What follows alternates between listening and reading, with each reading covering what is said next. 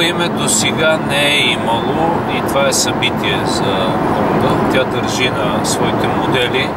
Не случайно има 11 поколения Civic, 11 поколения Accord, 6 поколения CR-V, което беше лансирано, първото беше лансирано в 1995 година.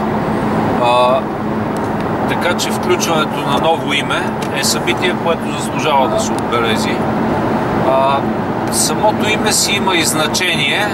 Идва от Z Runabout Vehicle, което има своето значение най-вече за американците, които обичат да борават с социологическите обозначения за различните поколения.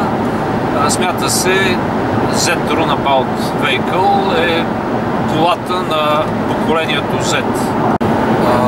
Поколението Z или така наречените зумъри е едно понятие, което се използва най-вече в Съединените щати от социологията, макар че вече навлиза и в Европа и в останалите континенти.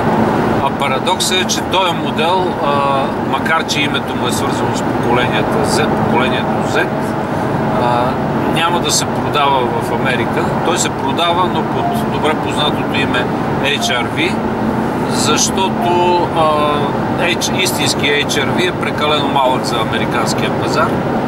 Всъщност това е малкия кросовър на Honda за американския пазар и средния за останалите пазари.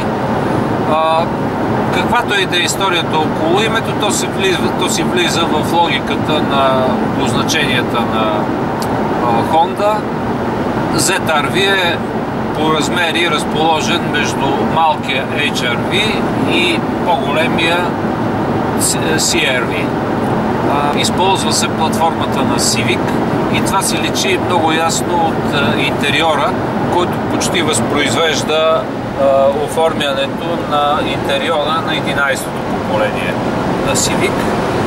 За сметка на това външният дизайн е доста различен, но това показва умението на дизайнерите и на инженерите на Honda върху една и съща техническа база да изградат различен автомобил.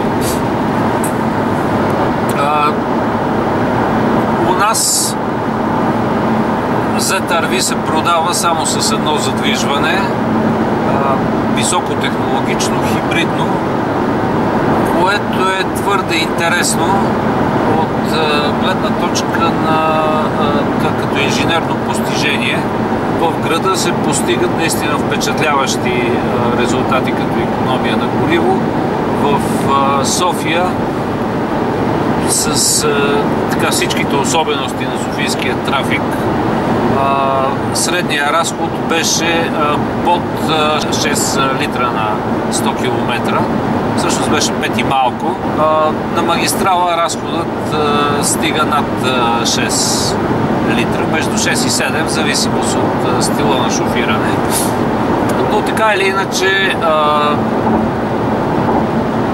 ZR-V е очудващо икономичен за кросовър с подобни размери.